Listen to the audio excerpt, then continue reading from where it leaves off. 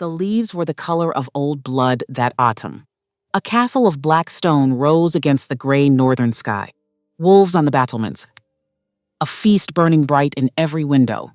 Inside the great hall, 300 guests laughing over spiced wine, unaware of the crossbows already aimed at their king's chest from the shadowed gallery above.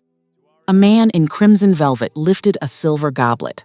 His smile was warm. His hand was steady. His eyes flicked once, just once, toward the rafters where killers waited for his signal. And then, behind a pillar at the edge of the hall, a thin, pale hand slipped a folded scrap of paper from a sleeve, charcoal letters, smeared in places, 3 short lines written by a girl who could barely write at all. The hand trembled. The girl stepped forward. She would have 1 heartbeat to choose. 1 heartbeat. And the wine pitcher in her grip was already beginning to fall. The leaves were the color of old blood that autumn. Wynne Hartley noticed it as she crossed the courtyard. Her arms full of firewood. Her breath visible in the cold morning air. The cobblestones beneath her thin leather shoes were slick with dew. Above her, the towers of Ravencrest Keep pierced the gray sky like the teeth of something hungry. She was 24 years old. She was human, and in a kingdom of wolves, that meant she was nothing. Wynne kept her head down. She always did. A maid who looked up was a maid who got noticed. And a maid who got noticed in this castle rarely lasted long. She had seen girls disappear, sent away, or worse. The wolves did not speak of it. But the humans whispered in the kitchens when the cooks were asleep. Her destination was a small stone cottage at the far edge of the servants' quarter. The wooden door hung slightly crooked. The chimney leaked smoke through a crack in the mortar. But inside, on a narrow bed beneath 3 thin blankets, lay the only person in the world who mattered to her, Grandmother Mabel. 70 years old, or close to it. Mabel's herself was no longer sure. Wynne pushed the door open with her hip. The single room smelled of wood smoke and dried lavender and the faint, sour scent of sickness. A fire was dying in the small hearth. Wynne knelt beside it, stacked the kindling, coaxed a flame back to life. "You're late, child." The voice was thin, but warm. Wynne smiled without turning around. The kitchens were chaos. The cooks are preparing for the equinox feast. The feast. Mabel's voice carried something Wynne could not name. Not bitterness, something older. Wynne crossed to the bed. She placed a hand on her grandmother's forehead. Warm, but not burning. "That was something. That was hope. I brought you bread. And there was broth left over from yesterday. Old Bram saved me a portion." "Bram is a good man. He is." Mabel's pale fingers found Wynne's wrist. Squeezed. Weak but insistent. "Listen to me, girl. I'm listening. Kindness needs no permission." Wynne closed her eyes. She had heard this her whole life. Since she was 4 years old, and her mother was lowered into the ground. Since she was 7, and her father did not come back from the road. Since she was 12 and Sister Bridget taught her to read by candlelight in the chapel cellar, because human girls were not supposed to know letters. Kindness needs no permission. "I know, grandmother. Say it back to me. Kindness needs no permission." "Good girl." Mabel's eyes closed. Her breathing evened out. Wynne sat on the edge of the bed and watched the rise and fall of the thin chest beneath the blanket. She watched until she was sure the breath would not stop. Then she stood, straightened her apron, and went back into the cold. The great hall of Ravencrest Keep was being transformed. Wynne entered through the servant's door and stopped for a moment to look. She could not help it. No matter how many times she saw it, it still struck her. The vaulted stone ceiling. The hanging tapestries depicting old wolf hunts. The long oak tables that could seat 300. The chandeliers being lowered on iron chains so the candle keepers could fit fresh tapers into each holder. For the autumnal equinox feast, the hall would shine like the inside of a sun. But Wynne was not here to admire. She was here to work. She slipped between 2 passing footmen and made her way toward the kitchens. The heat hit her before she reached the door. So did the noise. The shouting of the head cook. The clang of copper pots, the squeal of a knife being sharpened, the smell of roasting boar and bay leaf and something sweet on the stove. "Hartley!" She flinched. Marta, the head kitchen mistress, was a large woman with a face like a clenched fist. She pointed a wooden spoon at Win. "Where have you been?" "My grandmother needed." "I don't care if your grandmother is being eaten alive by crows. You're late. There are 17 platters of fruit that need arranging before the lords arrive." "Move." Win moved. She worked. The way she had worked every day for the past 6 years. Quick hands. Quiet feet. Eyes down. Mouth shut. The other kitchen girls chattered around her. But Win rarely joined in. She had learned early that silence was a kind of armor. It was while she was arranging the 7th platter that she dropped a plate. It happened in an instant. Her hand slipped. The porcelain hit the stone floor. Shattered. The kitchen went silent. Marta turned. Her face was already red. "You stupid little." A voice cut through the kitchen. "It's only a plate." Every head turned. Every back straightened. Every knee began to bend. Win looked up. He was standing in the doorway. King Alaric Ravencrest. She had seen him before. Of course she had. From a distance. Across rooms. At the high table during smaller feasts when she carried wine pitchers. But never this close. He was taller than she remembered. Broader. He wore a simple wool tunic the color of deep forest moss, with no crown, no jewels.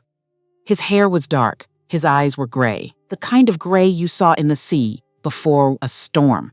He was looking at her. Win could not breathe. The king stepped into the kitchen. The cooks froze. Marta's wooden spoon trembled in her hand. Alaric did not seem to notice any of them. He walked past the racks of hanging copper pots, past the chopping block, past the trembling apprentice boys. He stopped in front of Win. She dropped to her knees. The shattered plate cut into her palm. She did not flinch. "Forget me, your grace. No, stand up." She did not move. I said. "Stand up." She rose, slowly. She kept her eyes on the floor. "Look at me." She could not. "Look at me." She did. His eyes were not cold. That was the thing that surprised her most. They were tired. They were old in a way that had nothing to do with years. They were sad. "What is your name?" "Win Hartley." "Your grace, Win. Are you hurt?" She glanced down. Her palm was bleeding. "It's nothing. Show me." She held out her hand. He took it. His skin was warm, warmer than any human she had ever touched. His fingers were rough with old calluses. He turned her palm over and examined the cut. "Marta." "Yes, your grace. This girl will see the castle healer. Then she may return to her duties, and I trust there will be no further incidents regarding a broken plate." "No, your grace. Good." He released Win's hand. He did not smile. But something in his expression softened. Just for a moment. Just for her. Then he turned, and he was gone. The kitchen exhaled. Marta stared at Win. Her face was now a deeper shade of red. But she said nothing. She turned back to her station. She began chopping onions with violent precision. A girl beside Win, a fellow human maid named Pell, leaned in close. Her voice was a whisper. What in the name of the moon was that? Win could not answer. Because she did not know. Because the king of the northern territories had touched her hand. Because his eyes had been sad. Because he had spoken her name. Win Hartley. He had said her name. The wine cellars of Ravencrest Keep ran 4 stories deep beneath the castle. They were carved from the bedrock itself, lit by torches that burned low and blue from the damp. The air smelled of old oak and slow time. Spiderwebs hung in the corners like forgotten lace. Wine descended the stone steps, with a heavy iron ring of keys in one hand and an empty wicker basket in the other. Marta had sent her down for the special blackberry wine, the one reserved for the high table. It was a vintage from 20 years past. It rested in the deepest cellar. She did not mind the cellars. Down here, no one watched her. No one shouted. The silence was a comfort, not a threat. She reached the bottom step, walked along the long stone corridor. The torches were spaced far apart. Between them, the shadows pooled thick and black. She was halfway to the reserve cellar when she heard the voice. She froze. It came from somewhere to her left. The armory corridor. It branched off the main passage about 10 feet ahead. She stood very still. The voice was low, male, rasping. Not one she recognized. The silver is coated with wolfsbane, just as Lord Blackwood requested. Even an alpha won't survive a bolt to the chest. Wynne stopped breathing. She pressed herself against the cold stone wall. The keys in her hand were too loud. She closed her fist around them. Slowly, slowly, a second voice answered. And this one she knew. My men are stationed by the eastern solar and the gallery overlooking the Great Hall. Beta Tristan Croft. Her stomach turned to ice. Alaric will be dead before the third course is cleared. Once he falls in the chaos, I will step up. The pack will look to me for leadership. Blackwood gets the borderlands. I get the crown. Ensure the archers wait for my signal. I will raise my goblet to the king's health. A pause. A wet, ugly chuckle. And one more thing. The beta's voice dropped. Lower. Quieter. Anyone who sees us tonight. Anyone who could speak of this. Kill them. I don't care if they're servants. I don't care if they're children. No witnesses. Are we clear? Crystal? Footsteps began to move. Toward her. Wynne's heart was a wild thing trying to break out of her chest. She turned. She moved. Silently on the balls of her feet. The way Sister Bridget had once taught her. Long ago, when the village was raided, and they had to hide for 2 days in the chapel root cellar. She slipped a high of empty oak barrels. She held the basket against her chest. She held the keys in her closed fist. She held her breath. The footsteps grew louder. 2 shadows passed, long and distorted in the torchlight. One was Tristan. She could see the gold embroidery on the hem of his cloak. The other was a stranger, a man in a hooded gray traveler's coat. His face she did not see. They walked past her. They turned the corner. They were gone. Wynne did not move, not for a long time. She stood behind the barrels and shook. Her teeth chattered. She bit down on her own tongue to make them stop. She tasted copper. A maid. She was a maid. A human maid. Who would believe her? The beta was beloved. The beta had stood by the king's side through every battle, every winter, every funeral. The beta laughed easily and remembered the names of every man's wife and every man's son. If she opened her mouth and accused him, she would be dead before nightfall.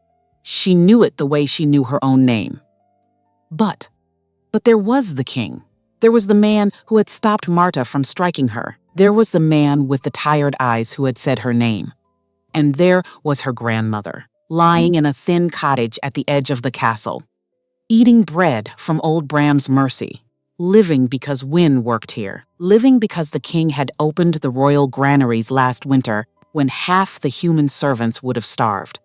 She thought of Mabel's voice. Kindness needs no permission. Wine forced herself to breathe. She still had a job to do. She walked the rest of the way to the reserve cellar. She unlocked the heavy oak door. She found the blackberry wine. She placed the bottles carefully in the wicker basket. She locked the cellar behind her. Then she went back up the stone steps and began to plan how to save a king's life without losing her own. Her quarters were not really quarters. They were a corner of the women servants' dormitory, a long stone room with 20 narrow beds along the walls. Each bed had a small wooden chest at its foot. The chests were the only privacy any of them had. Wynne knelt by hers now. The other beds were empty. Everyone was working. The feast began in less than 2 hours. She lifted the wooden lid. Inside, 2 folded shifts, a pair of woolen stockings, a small carved comb that had been her mother's, a tin of tooth powder, and at the very bottom, wrapped in a piece of clean linen, a stub of charcoal, and 3 small scraps of paper. The paper had come from Sister Bridget years ago. The old nun had pressed it into Wynne's hand the day she left for Ravencrest Keep. In case you ever need to send word, child. Words on paper carry farther than words in the throat. Wynne had never used them. She had thought she never would. She took the smallest scrap. She held the charcoal in her fingers. Her hand shook so badly the first letter came out as a smear. She wiped it with her thumb. She started again. What to say? What to say? She had so little time. She had to be quick. She had to be clear. The king would have only a moment to read it. Her hands would not stop trembling. The charcoal slipped. She wrote 3 lines. Short, brutal, the truth. Your beta sold you out. They're in position. Poisoned silver. She read the words. She read them again. Her stomach turned. She folded the scrap of paper into a square no larger than a fingernail. She slipped it into the cuff of her sleeve. She closed the chest. She rose. She caught her own reflection in the small piece of polished tin that hung above one of the wash basins. Her face was the color of milk. Her dark hair was loose at the temples. Her eyes were too wide, too dark. She looked like a girl going to her execution. In a way, perhaps, she was. The great hall in full feast was a different world.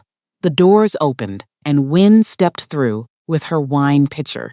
And for a moment, the noise and the light and the heat hit her like a physical blow.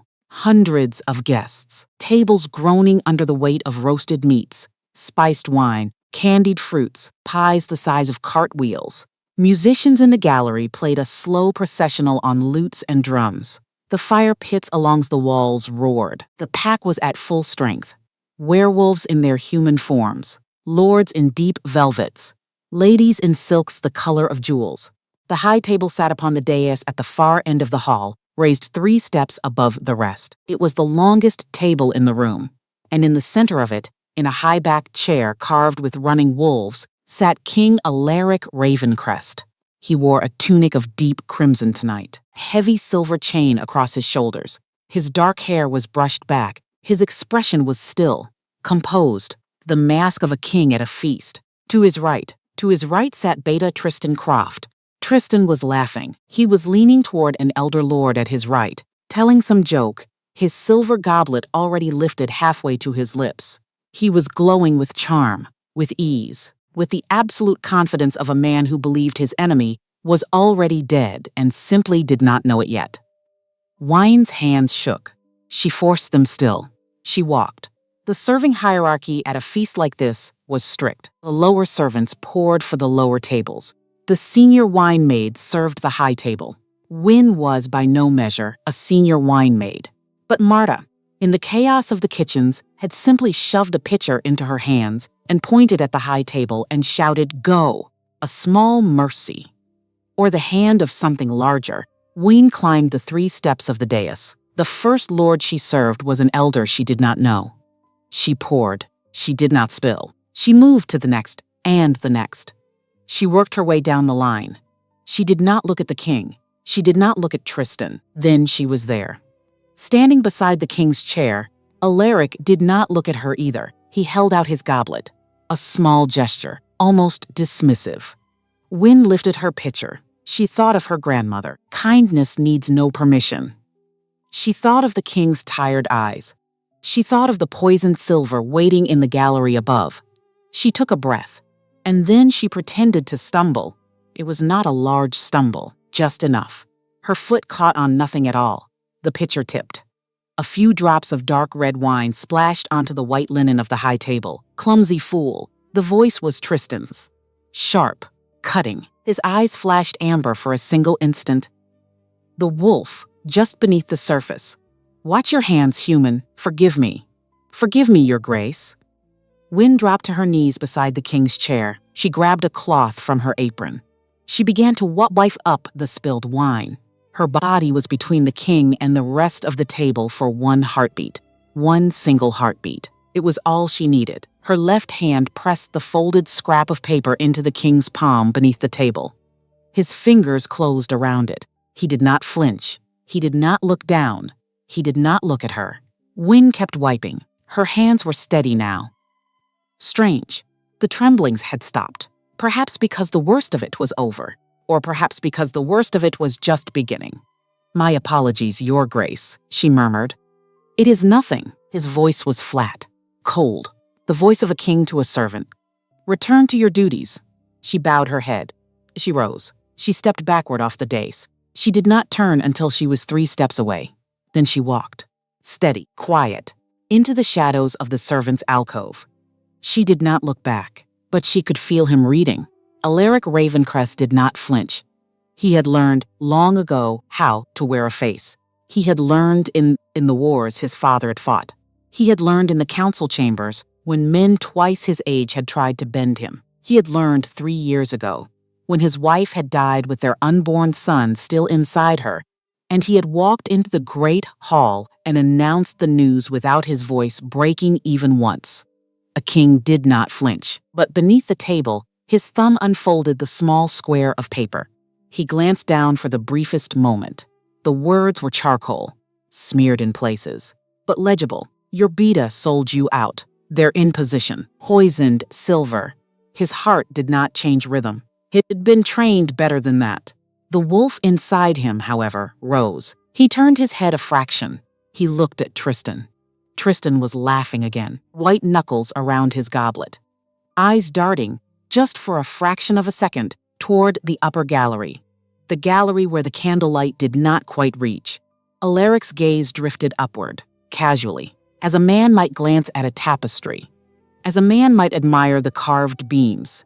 There, behind the second pillar, the faint metallic gleam of crossbow steel. He closed his hand around the scrap of paper. He slipped it into the small pocket inside his tunic. He lifted his goblet. He took a slow sip of wine. He smiled. He did not feel it, but he smiled. Then he turned to his beta. Tristan, brother, the air grows close in here. I require a moment in the corridor. Be ready to begin your toast when I return. Tristan's smile faltered for a fraction of a heartbeat. My king. The feast has barely begun, and it will continue. Briefly without me, Alaric rose. His full height drew every eye in the room. The musicians paused. The hall quieted, then resumed. He walked. He did not look back. He passed through the heavy oak doors behind the dais. He stepped into the servants' corridor. He closed the doors behind him, and then he ran. Not far, just to the alcove halfway down the hall, where he knew, somehow, the girl would be. She was there, pressed against the wall, her face the color of bone. She saw him. She dropped to her knees. Mercy, your grace. He crossed the distance in 2 strides. He did not yell. He could not. Time was a knife now, each second cutting. He crouched. He took her by the shoulders. He lifted her gently to her feet. Look at me, she did, Win Hartley. Yes. How do you know this? The cellars. I went down for the wine. I heard them in the armory corridor. The beta is and a southern man. They are in the upper gallery and the eastern solar. The bolts are silver. They are coated with wolfsbane. The beta said he will signal them by raising his goblet, by toasting your health. Each word was a hammer. Alaric's jaw locked. Why? He asked. His voice was rougher now. Why did you tell me? Tristan would have spared you. You are nothing to him, a maid. If you stay silent, you live. If you speak, you die. He said as much. He said no witnesses. Yes? She nodded. Yes. Then why? Her chin lifted. My grandmother taught me. Kindness needs no permission. He stared at her. The wolf inside him went very still, and she added, softer now, last winter. You opened the granaries to the human servants. They said it was a waste. You did it anyway. My grandmother. She would have died. So would I. I owed you a life, your grace. I am only giving it back. Alaric did not speak. He could not. He had spent 3 years being a king without being a man. He had built walls. He had buried things. He had stopped expecting any voice in his life to say something like this. He reached out. He touched the side of her face, just for a moment. His thumb beneath her chin. Stay in this alcove, do not move. My guards will come for you when it is finished. Do you understand? Yes. Win? Yes? Your grace? Thank you. He turned. He walked away. By the time he reached the doors of the great hall, he was a king again. But something had cracked open inside him, and it would not close. The pack link was a thing of the mind. A silver thread that ran between every wolf bonded to the alpha. Tristan was inside it. Tristan would hear everything Alaric thought to the pack as a whole, so Alaric did not use it. He used a narrower channel. One he had built years ago, in secret, with only one other person. His gamma, Reuben Hale. He reached for it now. He felt Reuben on the other end, standing at his post by the great hall doors, sword sheathed, calm, ready. Reuben, a pause. Then, my king, listen carefully. The beta has betrayed us. Southern archers in the upper gallery and the eastern solar, crossbows. Silver bolts laced with wolfsbane. They wait for Tristan's toast as the signal to fire. A second of silence on the line. Then a flood of cold, lethal rage that made even Alaric's wolf shiver. Ors, my king. Take 6 of the vanguard. Move through the hidden passages. Stealth only. Flank the archers. Do not engage until I give the word. I will lead Tristan into the toast. When his goblet rises, take them, all of them, spare none. And the beta, leave him to me. Understood. The line went quiet. Alaric pushed open the doors of the great hall. He smoothed his face into a mask of calm. He walked back to his seat. The musicians had begun a softer tune. The conversations at the tables had grown louder with wine. Tristan looked up. His smile snapped back into place. Feeling better, brother? Much better. Alaric sat. He poured himself a fresh cup of wine from a different pitcher than the one Wynne had carried. He raised it to his lips. He did not drink. He let his gaze drift upward, just for a heartbeat, to the gallery. He could see them more clearly now that he was looking. 3 shapes, crouched, crossbows ready. Aimed at his chest, he could feel Reuben moving above, like a shadow, like a knife in the dark. 2 more minutes, Reuben said in his mind. Hold him. Alaric turned to Tristan. You mentioned a toast. Tristan's eyes lit up. The fool. The poor, stupid, grasping fool. Indeed, my king. Tristan stood. The scrape of his chair against the stone floor was loud in the hall. He lifted his goblet. He raised his free hand. The room began to quiet. The musicians faded their tune. 100 faces. Then 200. Then every face in the hall turned to the high table. Tristan's voice rang out. Strong, smooth, brothers and sisters of the northern faction. Tonight we celebrate the harvest. We celebrate our strength. But most of all, we celebrate the man who leads us. A king of unyielding power. To King Alaric, may his reign be long. May his health be unbroken. He raised his goblet high. In the gallery above, 3 pairs of hands tightened on 3 crossbow triggers. Alaric did not raise his cup. He smiled. It was the smile of a wolf. Take them, he whispered. The shadows above erupted. There was no warning. The southern assassins had time only to draw breath. Massive dark shapes moved behind them in the gallery, fast as falling stars. There was a sound. A wet, terrible sound.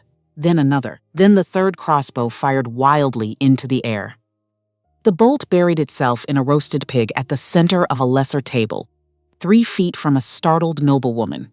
The hall screamed. 3 bodies, clad in the dark leather of the southern faction, tumbled over the gallery railing, crashed onto the stone floor of the great hall in a heap of broken limbs. Tristan's goblet was still raised in the air. He did not move. His face went pale, white, whiter, until he looked like a man already dead. Alaric stood. The whole hall went silent. The fire crackled. The candles trembled in their holders. Brother, Alaric said, softly, just for Tristan, just for the 2 of them, in the silence that had taken the world. Was there something you wanted to tell me? Tristan dropped the goblet. It hit the table, rolled, fell off the edge, clanged against the stone. He ran. He had not even fully turned before Reuben was upon him. The gamma had come down from the gallery already. He moved like a hawk falling. He took Tristan to the floor with a single brutal motion. Knee in the back, wrist twisted up behind the spine. Tristan howled, more wolf than man for that single moment, and then Reuben pressed a silver dagger to the back of his neck, and the howl died. Bind him, Alaric said. The great hall began to roar, with confusion, with fear, with the dawning rage of 300 wolves who had nearly lost their king. Loyal vanguards moved. Doors were sealed. Lords were ushered. Ladies were calmed. Order of a kind returned. Alaric stood at the head of the dais. He watched as Reuben hauled Tristan to his feet. Tristan's nose was bleeding. His eyes were wild. He looked at Alaric the way a drowning man looks at a shore he cannot reach. Take him to the dungeons, Alaric said. Silver chains. No visitors. No words. I will come to him at dawn. Reuben dragged him toward the doors, but Tristan, at the last moment, twisted his head. He scanned the hall. He found her, Wynne, standing now in the doorway of the servants' alcove, pale, small. Watching Tristan's eyes locked onto hers, he smiled. It was a terrible smile. The smile of a man who knew he was going to die, but knew also that he would not die alone. Little maid, his voice carried. The hall hushed to hear it. You think this is over? Wynne did not answer. There are more of us. We are in the walls. We are at the table. We are pouring the wine. You have not seen our faces, but we have seen yours, he laughed. You have signed your own death warrant. Sleep lightly, girl. Out. Alaric's voice was a blade. Get him out. Reuben struck Tristan across the temple. The settee sagged. Reuben dragged him through the doors. The doors closed. The hall held its breath. Alaric stood very still at the head of his table. His eyes found Wynne across the wide stone floor. She was trembling. Not from cold. He held her gaze. He could not cross the room to her. Not in front of all these eyes. Not yet. But he willed her to see what he was telling her without words. You are not alone. I will not let them touch you. You will live through this. She nodded. Once. Small. Just for him. Then she pressed her hands together against her apron to stop their shaking. And she stood very straight as her grandmother had ever stood. Outside, the wind picked up. It moved through the broken stained glass window. It carried the smell of smoke and blood and turning leaves.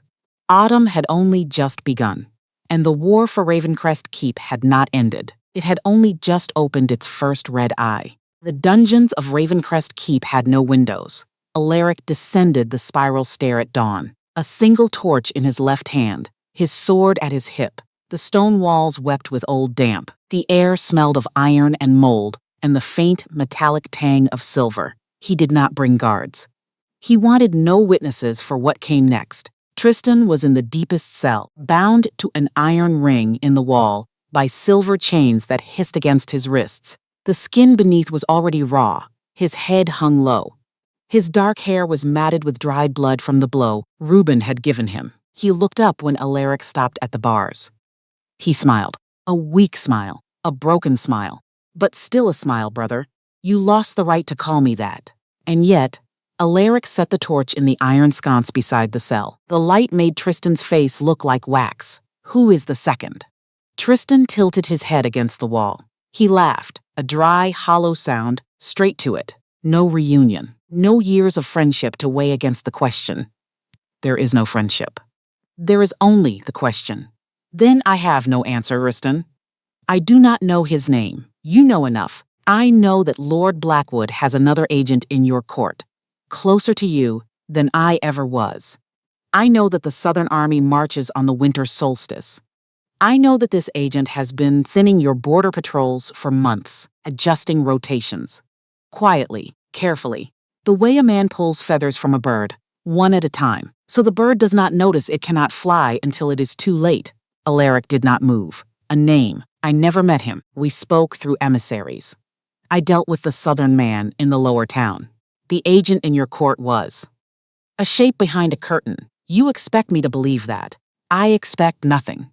Alaric's hand closed around the iron bar. The metal groaned beneath his grip. You took an oath.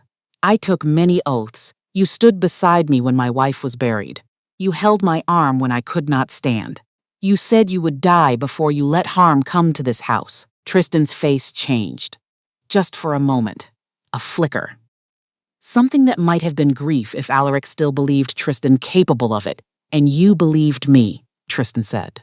That was always your weakness, Alaric. You believed the people who told you what you wanted to hear. Why? Why what? Why turn? Because. Tristan's voice was suddenly very tired. Because I waited my whole life to stand beside a king, and I never wanted to be the one standing beside him. Alaric stared at him. He waited for more. Tristan said nothing else. The maid, Alaric said. Wynne Hartley. You threatened her in the great hall. You said your people would come for her. I said true things. If anything happens to her, you'll what? Tristan's smile returned, thin and crooked. Kill me twice. Alaric turned. He took the torch from the sconce. Brother. Tristan's voice followed him. One thing. Alaric paused. The agent is close to you. Closer than I ever was. Closer than Reuben. When you find him, look at the people you stopped suspecting years ago. Look at the ones you trust without thinking. Alaric climbed the stair. He did not look back, but the words climbed with him. The chamber they gave her was 3 times the size of the dormitory she had shared with 20 other women. Wynne stood in the doorway and could not make herself step inside. A 4-poster bed. Heavy velvet curtains. A hearth taller than she was, with a fire already lit. A wardrobe of dark mahogany. A washstand with a porcelain basin and a pitcher painted with blue cornflowers. A window of real glass, leaded into diamond shapes, looking out over the southern gardens. It was a room for a lady. She was not a lady. A maid was lighting the candles along the mantel. She turned when Wynne entered. She curtsied, stiffly. Her eyes were on the floor. Mistress Hartley. Mistress. Wynne flinched at the word. There has been some kind of mistake. No mistake, mistress. The king himself gave the orders. This is to be your chamber. There are gowns in the wardrobe. The king has also ordered that your grandmother be moved into the chamber adjoining this one. The castle healer is with her now. She is comfortable. Wynne's throat closed. My grandmother. Yes, mistress, the king said. He said no one of your blood would sleep in a cottage with a leaking roof while you served his house. Wynne sat down on the edge of the bed. She had to. Her knees gave out. The maid finished with the candles. She curtsied again. She left. Wynne did not move for a long time. The fire crackled. The room was warm. The room was warmer than any room she had ever been inside in her whole life. Her grandmother was being tended. Her grandmother was being kept warm. Her grandmother was inside a wall of stone that would keep the wind out. Wynne pressed her hands to her face. She did not cry. She had not cried in years. She did not know how anymore. But she sat there for a long time, with her hands pressed to her face, and her shoulders shook, and her breath caught, and she made no sound at all. 3 days later, she was summoned to the king's study. She walked the corridors of the upper keep in a borrowed gown of deep gray wool. The hem dragged on the stone. The bodice did not fit her properly. She had refused the silks. The gray wool was the simplest gown in the wardrobe, and even it felt like wearing someone else's skin. The guards at the study door did not stop her. They opened the door without speaking. Alaric was at his desk. Maps spread across it. His sleeves were rolled to the elbow. His hair was damp as though he had only just come from washing. He did not look up when she entered. Wynne, your grace? Sit, she did, in a high-backed chair near the fire. She folded her hands in her lap. She kept her back very straight. He continued to study the map for a long moment. Then he set down the quill in his hand and looked at her. How is your grandmother better? Thank you. The healer says her lungs are clearing. She says you have given her 10 more years. Good. A pause. Wynne. Yes, I am making you the royal archivist. She did not understand. The what? Royal archivist. You will have the run of the royal library and the records vaults. You will have access to ledgers, treaties, correspondence. You will be answerable to me and to no one else. Your Grace, I have already announced it to the council this morning. Your Grace, I cannot. Cannot what? I cannot read. She said it quickly, like ripping a stitch. She did not look at him. There was a long silence. When Sister Bridget taught me letters when I was small. Enough to write 3 words on a scrap of paper. Enough to sign my own name. I cannot read a ledger. I cannot read a treaty. I would shame you. The pack would laugh. You have read my map, You have been looking at it since you sat down. Your eyes have moved across it. Tell me what you see? She blinked. She had not realized she had been looking. She glanced down again. The map was of the Northern Territories. There were markings she did not understand, but there were also the things she could see plainly. Black ink lines for roads, blue for rivers, small red circles where, she guessed, watchtowers stood. A larger red mark over what she thought was the southern border. I see roads and rivers, and those small red marks. I think those are towers, and the bigger red mark. That is where the Southern Army is. He looked at her. You have just done what half my council struggles to do. That is not reading. It is reading the only thing that matters. You see what is in front of you, and you see what is missing. That is a rarer gift than letters. Your Grace, you will be taught. I will arrange it. A scholar, discreet. He will come to the archives in the evenings. No one will know you do not already read. Within a year, you will read better than half the lords who sit at my table. She stared at him. Why? Why what? Why are you doing this for me? He was quiet for a long moment. Because you saved my life. Because I will not have my savior scrubbing kitchen pots while assassins look for her face. Because in this castle, an archivist may be anywhere at any hour without question. And because I want you near me where I can keep you safe. The last part. He had not meant to say it. She saw him register it the moment after it left his mouth. He looked away first, down at his map. He picked up the quill. You may go, Win. She rose. She walked toward the door. She stopped with her hand on the latch. Your Grace. Yes. Thank you. She did not wait for him to answer. She stepped through the door. She walked very fast down the corridor. Her face burned the whole way. The royal gardens were already half dead with the season. Win walked the gravel paths because she could not bear the chamber. 3 weeks had passed since the feast. The frost had bitten the rosebeds. The fountains had been drained for winter. A few stubborn marigolds clung to life along the southern wall. She had her own basket today. 3 ledgers in it. She'd been studying them under the patient eye of the old scholar the king had sent her. His name was Master Ennis. He had hands like dry leaves. He smelled of pipe smoke. He never laughed at her. He never sighed when she struggled. She had begun to read.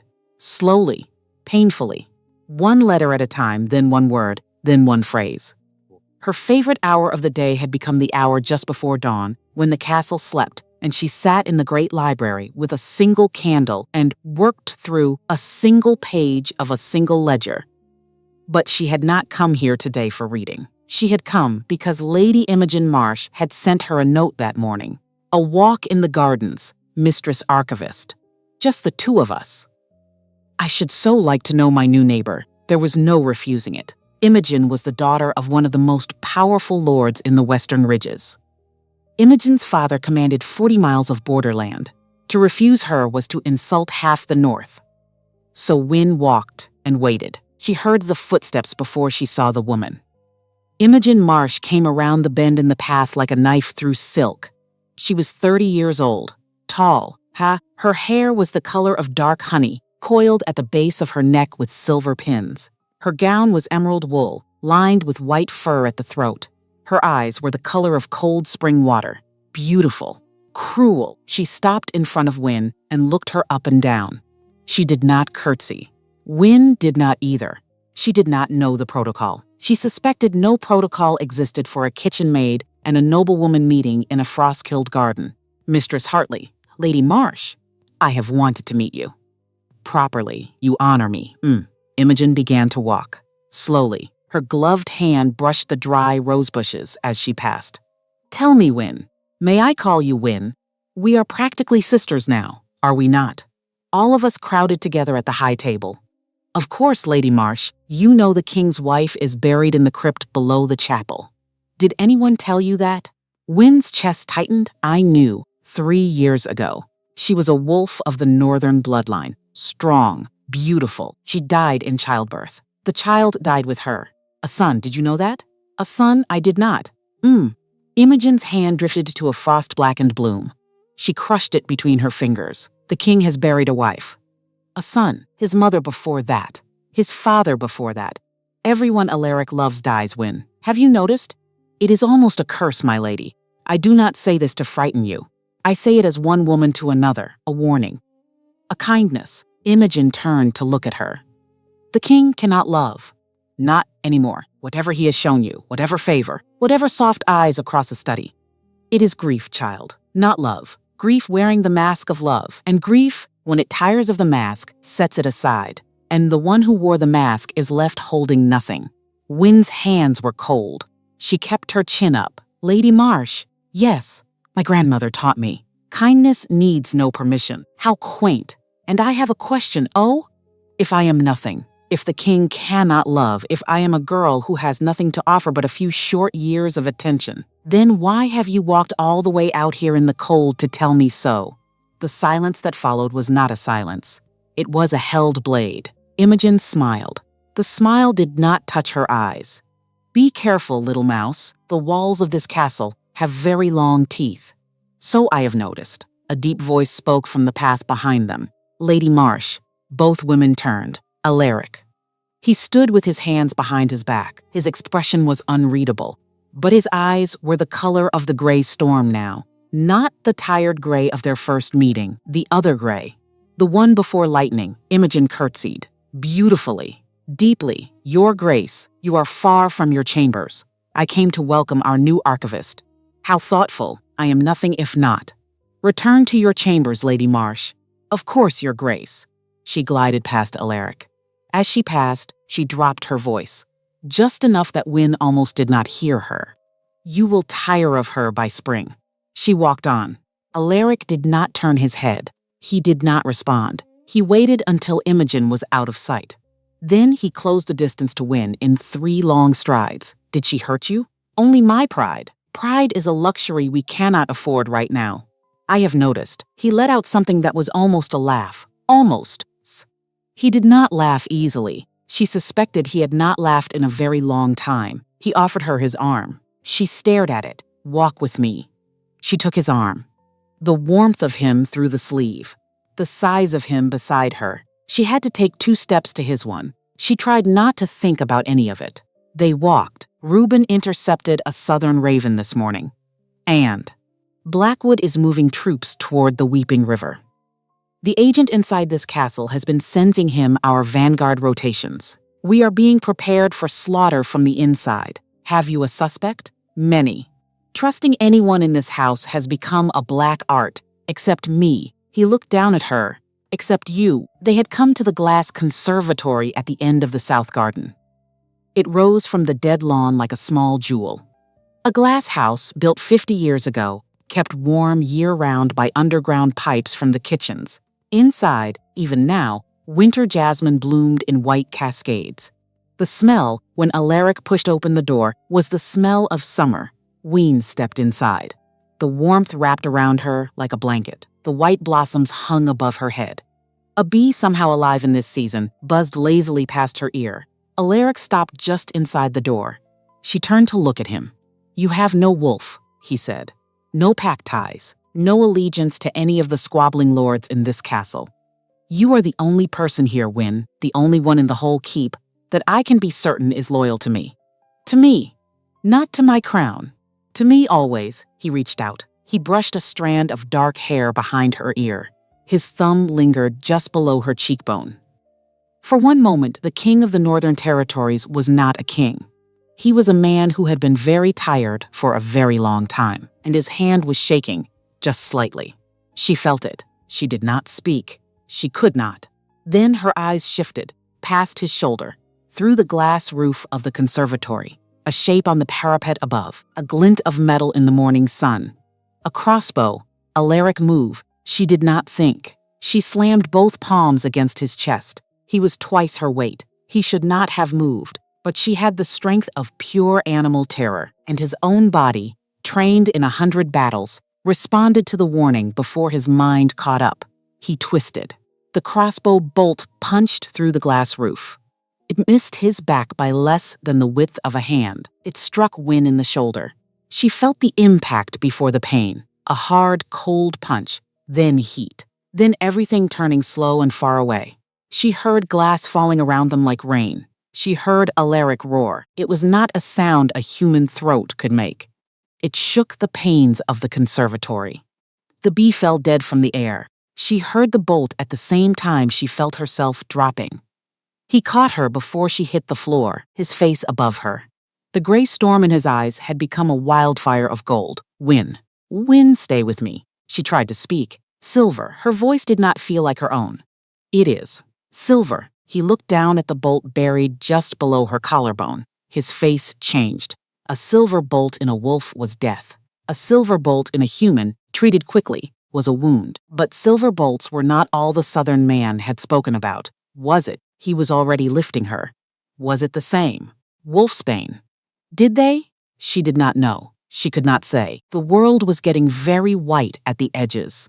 Reuben. His voice was a thunderclap that carried through every stone of the castle.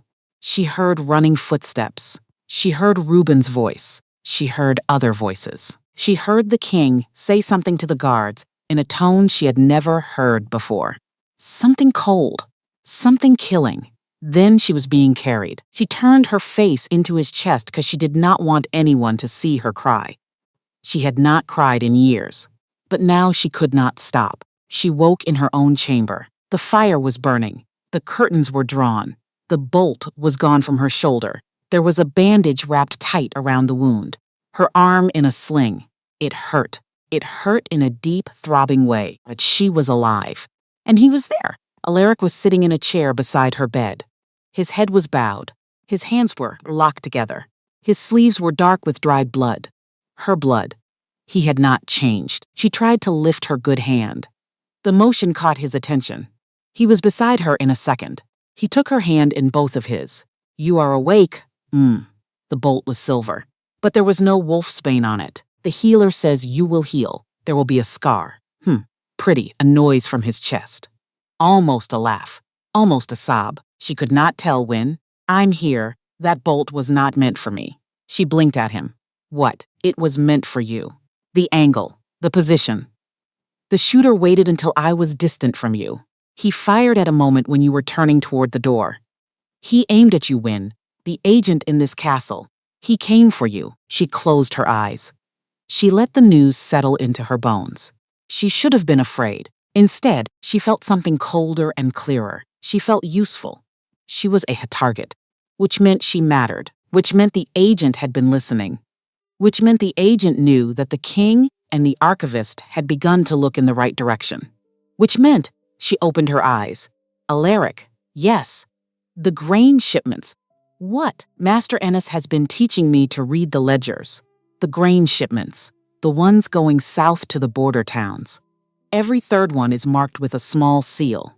A rose with thorns. I noticed it last week. I thought it was nothing. A trade route mark. But he was already standing. Show me. I cannot walk. I will carry you, Alaric. I will carry you to the library and I will hold the ledgers while you read them to me. Do you understand? Yes. He lifted her with infinite care. He carried her through the corridors of the royal wing wrapped in the blanket from her bed. The guards stationed at every junction lowered their eyes. None of them spoke. The library was empty at this hour. Master Ennis had gone to his quarters for the night. The candles were already lit. Wynn's ledgers were stacked on her usual table. Alaric set her down in the great cushioned chair by the fire. He brought her the ledgers one by one. She turned pages with her good hand. He bent over her shoulder. She could feel the heat of him. She could feel his breath move her hair. She pointed. There, third shipment. The rose with thorns. And here, 3 weeks later. Same mark. Look at the quantity. Twice the standard wagon load. Bypass seal on all of them. No inspection at the Eastern Road Station. He stared. Whose seal is the rose? She did not say it. She did not have to. He said it for her. Lord Percival Hollow? Yes. He stepped back from the chair. He pressed the heels of his hands into his eyes. My master of coin. The man who has held my purse for 9 years. The man who knew Tristan well. The man whose seal authorizes every grain shipment in the kingdom. Yes, he let his hands drop. And the woman who has been telling everyone that I am cursed. Lady Marsh. Yes. Yes. Her father commands the western ridges. The exact path Blackwood's army would take to flank us. The exact route the smuggled grain wagons have been traveling. They have been arming each other and distracting me with insults and warnings and concerned looks at council while their men move into position. He took her good hand. He raised it to his lips. He pressed a kiss to her knuckles. It was not a passionate kiss. It was the kiss of a man making a vow. You saved my life, he said, and now you have shown me the second knife. Tomorrow at council, I will draw both of them into the light, and then we will see whose blood feeds the floor of my hall. Alaric, yes. There is one more thing, he waited, the hand that fired the bolt today. He was someone the guards did not stop. He walked the parapet of my own conservatory in broad daylight. He had a clear shot at the king and his archivist, and no one questioned him. Which means she watched his face. She watched the answer arrive in his eyes, which means he wore the uniform of the Royal Guard. Yes, he is one of mine, yes. A silence fell. Heavy. Old. Reuben, Alaric said, almost to himself. Reuben was the one who ordered the rotations for the conservatory parapet today. I know you think she did not answer. She did not want to answer. Listen to me. Alaric crouched in front of her chair. He took both of her hands now, gently, around the sling. I have known Reuben since we were boys. He went to war with me. He held the line at the Bitter Pass when half the vanguard was bleeding. If he, I know, I cannot, I know, but you think it might be him. I think we cannot afford to be sure of anyone. Not even him. Especially not him. He closed his eyes. She saw in the firelight how very tired he was. He had buried a wife, a son. He had lost a beta to treason in the space of a single evening, and now she was asking him to suspect the man who had pulled him out of the wreckage 3 years ago. She did not say it lightly. She wished she did not have to say it at all. I will watch him, Alaric said at last. I will tell him nothing. You will tell him nothing. We will move on Hollow and Marsh tomorrow at council. We will see what shakes loose. Yes, win, yes. Promise me something, anything. If anything goes wrong tomorrow, if the council goes badly, if the Southern Army moves before we expect, if anything, his grip tightened, then gentled. Promise me you will get to your grandmother, and you will get out. There are passages beneath the keep. I will tell you which ones. I want a word from you. A promise, no win. I said no. You are wounded. You are a target. I cannot. Alaric Ravencrest. Listen to me. She had never used his full name before. He went very still. I did not bring you a note across a feast hall to leave you alone in the second act. I am not leaving. I am not running. I am the royal archivist, and I am the one who saw the seal on the ledgers, and I am the one whose face the agent already knows. I have nowhere to hide that he cannot find me, so I will stand with you tomorrow at council, and I will read the ledgers aloud, and we will see what the agents of the South do when their faces are pulled into the light. He stared at her for a long moment. Then he laughed. It was a rough, surprised, almost unwilling laugh, as though he had forgotten how, as though the laughter belonged to a different man, a younger man, one he had not seen in a very long time. You, he said, you are the most stubborn human I have ever met. My grandmother says it runs in the family. I am beginning to think your grandmother is the most dangerous person in this castle. She would be flattered. He stood. He bent. He kissed her on the forehead. It was a small kiss, quiet. The kind of kiss a man gives a woman he has decided, somewhere in the deep places where decisions are made before words are found to keep. She felt it down to her toes. Sleep, he said. I will carry you back to your chamber. Tomorrow we burn the rot out of this house, together. Together, he carried her through the corridors. Her cheek against his shoulder, the wound throbbing in time with her heartbeat. The castle quiet around them. Above the parapets, the moon was almost full. The wind smelled of coming snow.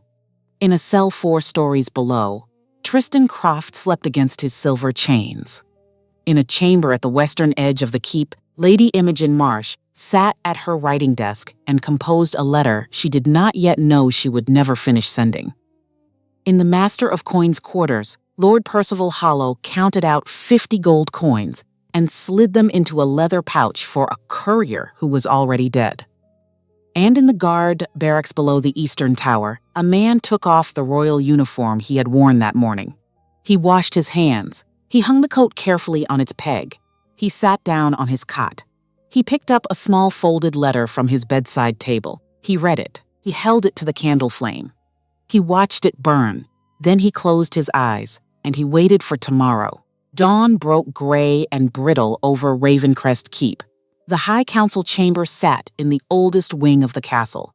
Its walls were 500 years of stone. Its ceiling was carved with the faces of every alpha who had ever ruled the North. At the center stood a single round oak table, polished by 10 generations of hands. 22 chairs surrounded it. Alaric sat at the head. Wynne sat at his right.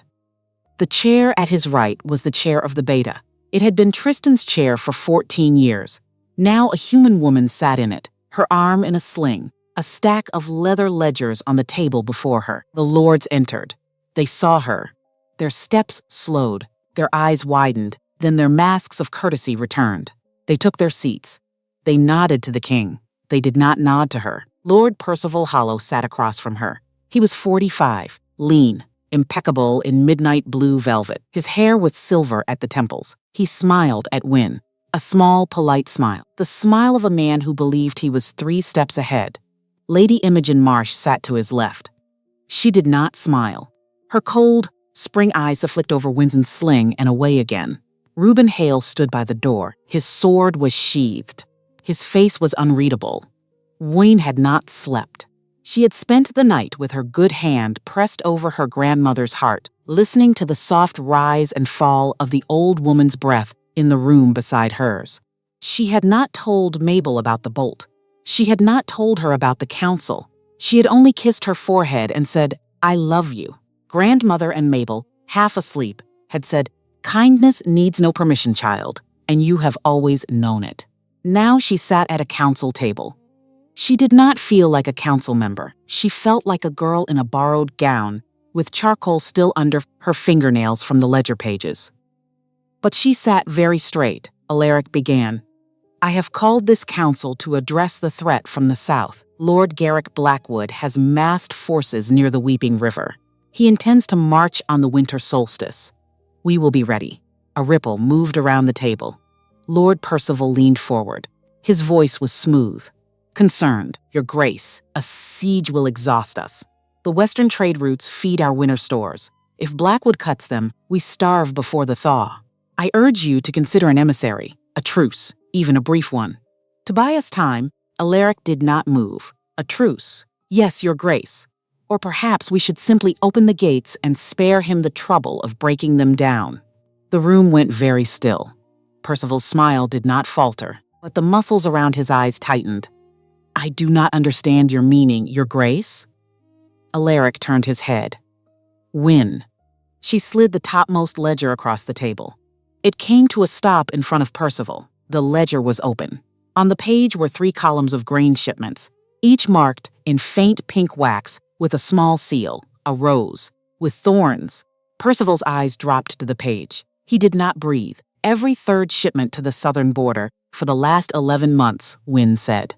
Her voice was clear, not loud, but every lord at the table heard her. "Authorized by your personal seal, Lord Hollow, bypassing inspection at the Eastern Road Station. Twice the standard wagon load. Carrying, by your own ledger entries, surplus wheat." She paused. "There is no surplus wheat, my lord. There has not been a surplus harvest in 3 years. The grain stores are at half their usual count. So I ask myself, what was in those wagons?" Percival's smile was gone. "You ask me to believe," he said, "that a human girl who could not read a year ago has uncovered. Lord Hollow, this is a fabrication. A desperate." Lord Hollow, Alaric's voice was a blade. Percival stopped speaking. "Look at me." The master of coin raised his eyes to his king. "I have not yet asked you a question. When I do, you will answer me. Until then, you will be silent." Percival closed his mouth. His knuckles on the table were white. His eyes flicked, just once. Toward Imogen Marsh. It was the smallest motion. A man drowning. Reaching, instinctively, for the hand he believed would lift him. The whole council saw it. Imogen's face went the color of bone. She rose. The legs of her chair scraped against the stone. "This is a farce," she said. Her voice was tight. "Your Grace, I will not sit here while a kitchen girl accuses a master of coin of treason on the basis of a wax seal. I will not lend my name to." "Sit down, Lady Marsh. I will not." "Sit down." She did not. Her chest was rising and falling too fast. Alaric stood. He did not raise his voice. He did not need to. "Reuben." Reuben took 1 step forward from the door. His hand rested on the hilt of his sword. Imogen looked at him, and something snapped in her face. Because she saw, in that moment, that Reuben was not coming to her aid. Because she had been so certain. Because someone had told her Reuben was theirs. And that someone had been lying. She moved, faster than a human eye could track. Her bones cracked, her face elongated, half shifted, half monster. Claws where her gloved fingers had been a heartbeat ago. She did not lunge for the king. She knew she could not take an alpha. She lunged across the table at Wynne. Wynne could not move fast enough. Her arm was in a sling. Her body was still healing. But she did not have to move. Because Reuben was already there. He had crossed the room in the half-second it had taken Imogen to begin her leap. He intercepted her in midair, took her down with his full weight. They crashed into the stone floor. The oak table shook. Reuben pinned her, knee on her spine. Silver dagger pressed against the back of her skull. She thrashed, she snarled. She did not get free. Imogen Marsh, Alaric said, you are under arrest for high treason and attempted assassination of the royal archivist. You fool. She was spitting blood from where she had bitten her own tongue in the change. You arrogant fool. You think you have won. You have won nothing. Aldrich will. She stopped. Her own mouth had betrayed her. She knew it instantly. Alishric's eyes did not change. Aldrich who? Lady Marsh, I misspoke. Aldrich who? She said nothing. Reuben pressed the dagger more firmly. My lady. Answered the king. I will not. Then you will rot in the same dungeon as the beta, Alaric said, and you will rot longer. Take her. The guards came. They bound her in silver chain. They dragged her out. Percival they took in irons of common iron, because he was human enough in the moment of his fall that wolfsbane was not needed. He did not resist. His face had collapsed into the gray, slack expression of a man who had already calculated the rest of his life and found it short. The doors of the council chamber closed. The lords sat in shocked silence. Alaric stood at the head of the table. His hand found Win's shoulder. Just for a moment. A small pressure. You did well. She did not breathe again until he released her. Then, a sound. From somewhere far below the castle, a dull, deep, rolling boom. The floor of the council chamber trembled. Dust fell from the carved ceiling. The deep, mournful wail of the castle's warning horn began once. Twice, 3 times, Alaric's head came up. His eyes blazed gold. They are inside the walls. The lower courtyard was already burning. Alaric stood on the high balcony above it. Win beside him. Reuben at the door. Below, the gates of the inner bailey had been blown apart with what looked like a southern fire keg. Men in dark leather were pouring through the wreckage. The royal guard was rallying, but the surprise was total. The vanguard had been thinned. The rotations had been wrong. The agent inside the castle had spent months ensuring this exact morning would be the morning. The walls had the fewest defenders. Alaric's voice was iron. Reuben. Take the heavy infantry to the lower bailey. Hold the inner gates. Yes, my king. Win. She turned to him. Win. The crypts. No, win. The crypts are a dead end. If they breach the inner gates, the underground floods. Everyone there dies. I am not going. You are wounded. And I remember the old maps. He stared at her. What? In the records vault. The defensive schematics from the first human-wolf wars. 500 years ago. There is a system of oil vents built into the walls of the bottleneck corridor on the eastern approach. Hidden. The lever that opens them is in the servants' catacombs beneath the Great Hall. If Blackwood's men funnel through that corridor to reinforce the courtyard, we can burn them. Yes. He took her face in both his hands, his thumbs against her cheekbones. You cannot go alone, I know. Take Reuben. Reuben is needed at the inner gate. Take. Reuben, Alaric, I will fight better knowing he is with you. Reuben, the Gamma was already there. Already at the door. Already nodding, my king. Take her to the catacombs. Hold the lever until the corridor is full. Then turn it. Then bring her back to me alive. Do you understand me, Reuben Hale? I understand, my king. Swear. I swear it on my brother's grave. Go. Win turned. Then she turned back. She rose on the balls of her feet. She kissed him. Hard. Quick. The kind of kiss a soldier gives her husband at the door before a battle that may not end the way either of them hopes. Do not die, she said. You either. She ran. The corridor outside her chamber was already full of smoke. Win pushed through it. She did not stop at her own door. She turned and ran into the chamber next to it, the room where her grandmother had been moved 3 weeks ago. She burst in. Mabel was sitting up in bed, awake, alert. The healer beside her packing a small leather bag. Grandmother, I know. I heard the horn. You have to go to the crypts. The healer will take you. There are guards posted, Win. Grandmother, please. There is no time. Come here. Come here. Win crossed the room. She knelt by the bed, Mabel's hand on her cheek. Thin. Cold. The dearest thing in the world. You are going somewhere dangerous. Yes, you will come back. I will try. You will come back, Win Hartley, because I have not lived 70 years to lose you in the 71st. Do you hear me? Yes, grandmother. Kindness needs no permission, and neither does courage. Mabel kissed her forehead, then pushed her gently away. Go save the king, my girl. Win stood. She ran. The catacombs were pitch dark. Reuben led with a single torch, 4 guards behind them. The walls were old stone. The floor was dirt. The air smelled of dust and old bones, and somewhere far above, smoke. Above them, the battle was raging. They could hear it, faint, filtered through 40 feet of stone. The clash of steel, the roar of wolves, the screams. Wine kept her good hand on the wall to steady herself. The wound in her shoulder was burning. The sling pulled at her neck. She did not slow. Here, she stopped in front of a rusted iron wheel embedded in the wall. The wheel was the size of a cartwheel. A heavy lever protruded from its center. She pressed her ear to the stone above. She heard them. Boots, many boots, marching in a tight column above. Reinforcements moving through the bottleneck corridor to flood the courtyard from the eastern approach. They are in the corridor. How many? I cannot tell. Hundreds. Wait until the column is fully inside. She waited. She counted. 20 heartbeats. 40. 60. The marching above grew thicker. She nodded to Reuben. He gripped the wheel. She gripped it with her good hand. The 2 guards moved in beside them, 4 sets of hands, 4 backs braced, 1 twisted breath. Now they turned the wheel. It groaned. It screamed. The rust fought them. It moved an inch, 2. Then the old mechanism gave way and the wheel spun in a single smooth motion. Above them, a hiss. Then silence. Then a roar. The hidden grates into the bottleneck corridor had opened. 500 years of waiting. Thousands of gallons of thick southern pitch poured down from concealed reservoirs onto the heads of the men marching through. They were soaked before they understood what was happening. A heartbeat later, from the battlements above, the royal archers loosed.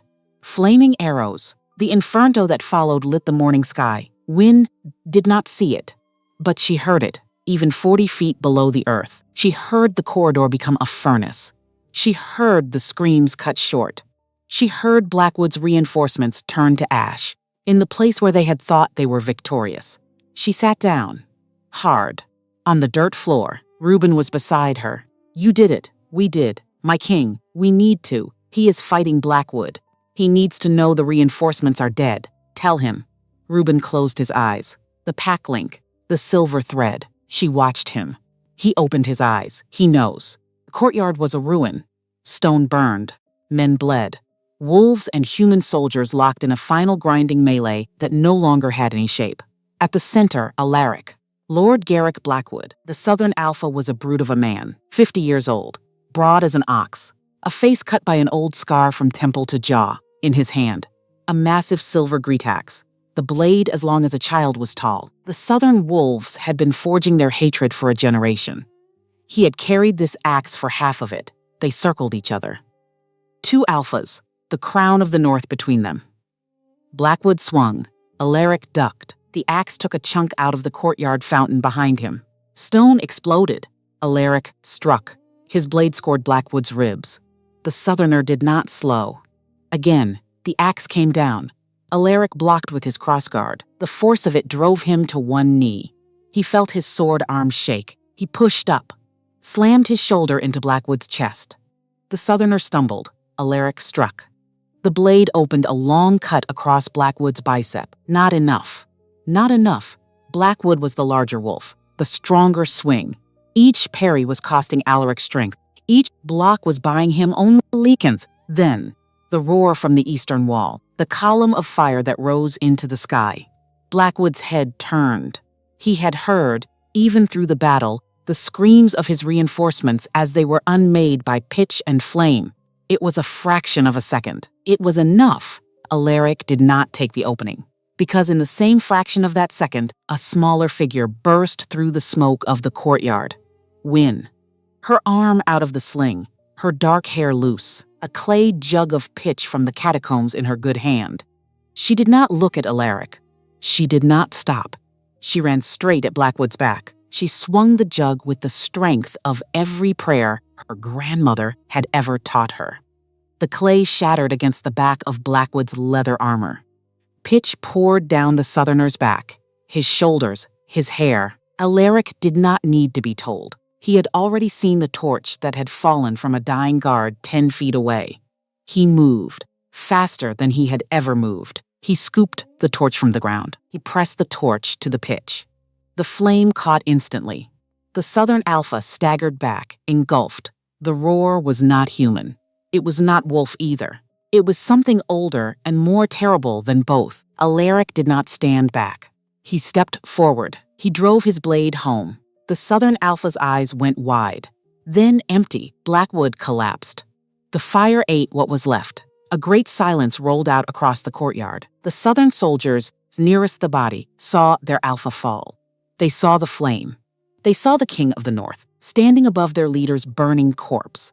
Soot on his face, blood on his sword, his eyes the color of molten gold. They threw down their weapons.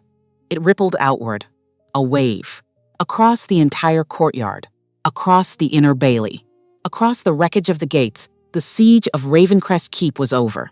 He turned. He found her. She was standing in the smoke, her arm hanging at her side, her shoulder bleeding through the bandage, her face streaked with soot, her eyes too wide. He crossed the distance in 5 steps. He fell to his knees in front of her, his full armored weight. There in the burning courtyard, in front of 300 surviving wolves and 100 captured Southern soldiers and every lord who had ever doubted that a human girl could matter. He wrapped his arms around her waist. He pressed his face into her stomach. He held on. She raised her good hand. She rested it on his hair. She did not speak. She did not need to. In the corner of the courtyard, half buried beneath the body of a Southern soldier he had taken down with his own dying blade, a man stirred. Tristan Croft. He had escaped his cell in the chaos. Reuben would later find the cell's silver chains loose on the floor of the dungeon with no clear explanation. Tristan had come above. Tristan had seen the Southern column moving into the courtyard from the eastern approach. Tristan, in the strange last act of a man who had lost everything, had thrown himself at the soldiers who would have flanked Alaric from behind. He had killed 3 of them. He had taken a sword through the thigh and another across the chest doing it. He was dying. He knew it. Wynne saw him first. She did not say anything to Alaric. She simply turned in his arms. She guided him with her hand. She pointed. Alaric looked. He rose. He went to his beta. He knelt in the rubble. He pulled the soldier's body off Tristan. He looked at the wounds. They were beyond any healer. Tristan looked up at him. His face was white with blood loss. Brother, you came back. I never. Fully left. Why? Because, Tristan coughed. Wet. Because someone told me my mother had been killed 20 years ago by a man whose blood you carry. And I believed him, without ever checking. And I gave my whole life to the wrong story. And I almost gave you Tristan. Your uncle. Alaric froze. My uncle is dead. Alaric froze. In exile. No. He is the agent. Garrick Blackwood was only the sword. Aldrich Ravencrest was the hand. Your father's brother. He has wanted the crown for 15 years, he told me. About my mother. He told me. About the human you would love, Tristan. I am sorry. I am sorry, brother. I am so. His head fell back. His chest stopped moving. Alaric closed his eyes.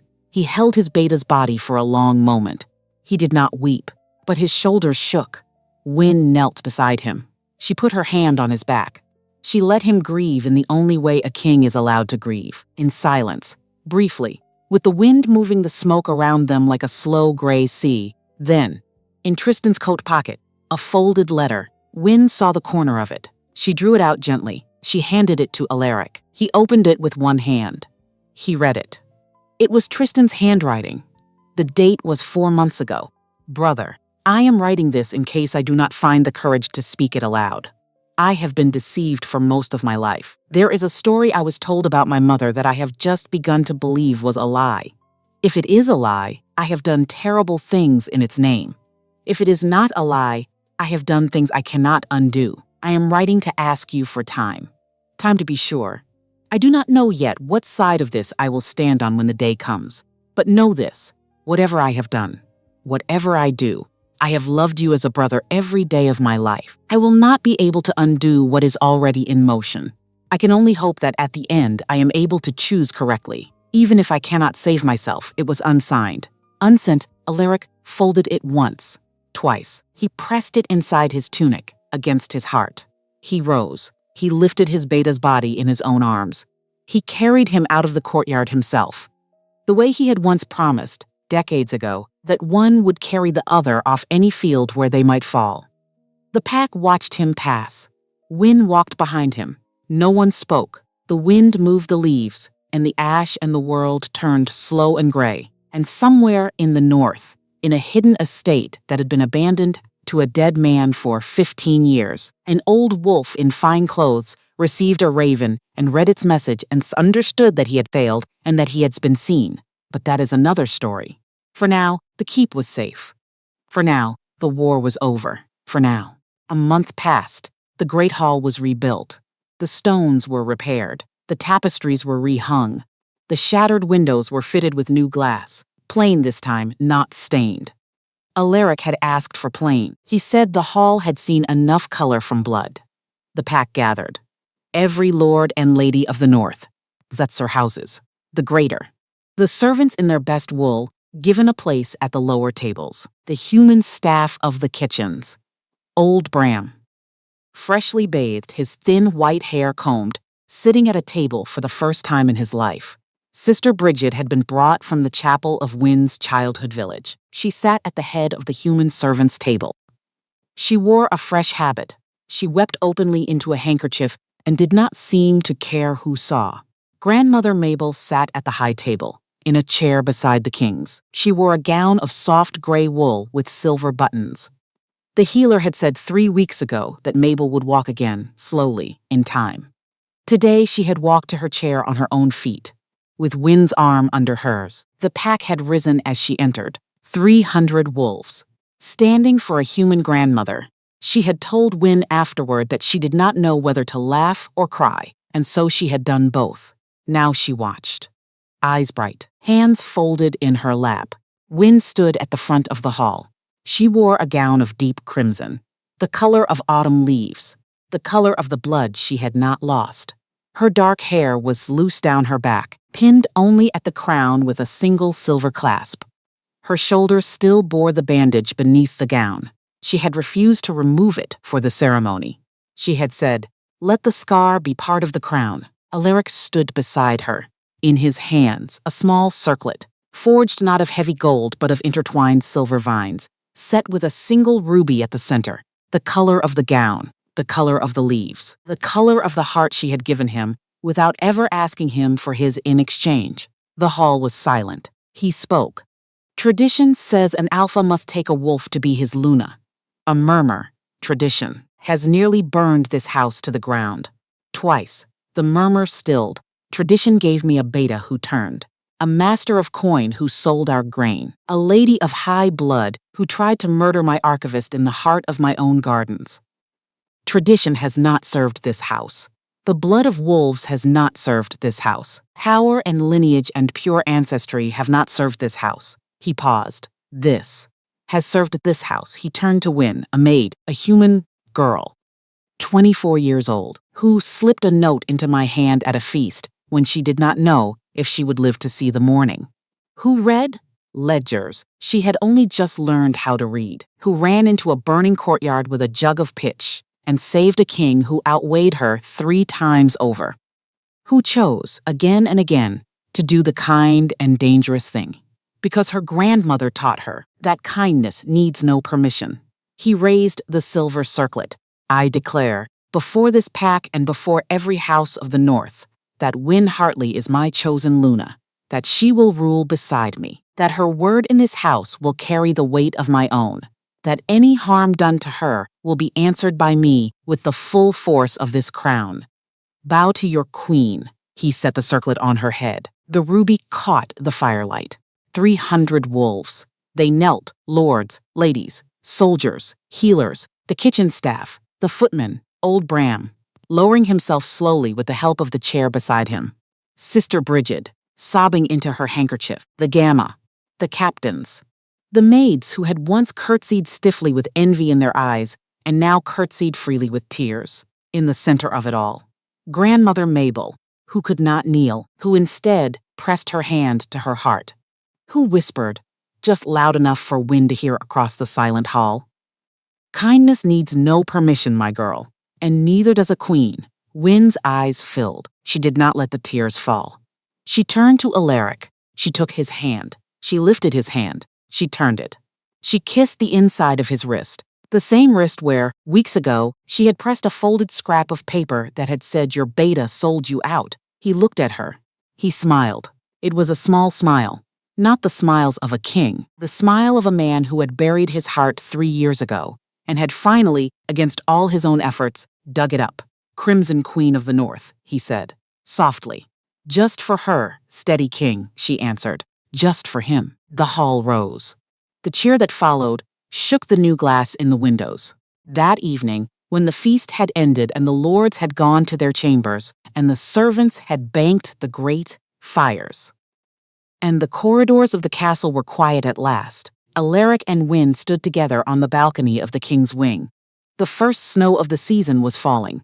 Light, slow, the kind of snow that drifts more than falls. The keep below was dusted in white. Win stood with her shoulder against his arm. His hand was around her waist. She turned her face into his coat. "Alaric." "Yes. Do you think Tristan is forgiven?" A long pause. "He does not need to be forgiven, Win." "No? He needs to be remembered." She nodded against his shoulder. The snow caught in her hair, in her lashes, in the silver vines of the crown she had not yet taken off. "My grandmother used to say something else. Tell me," she said. "The world is mostly cold. So when you find a warm place, do not be afraid to stay." He did not answer. He only pulled her closer. He bent his head. He pressed his mouth to her hair.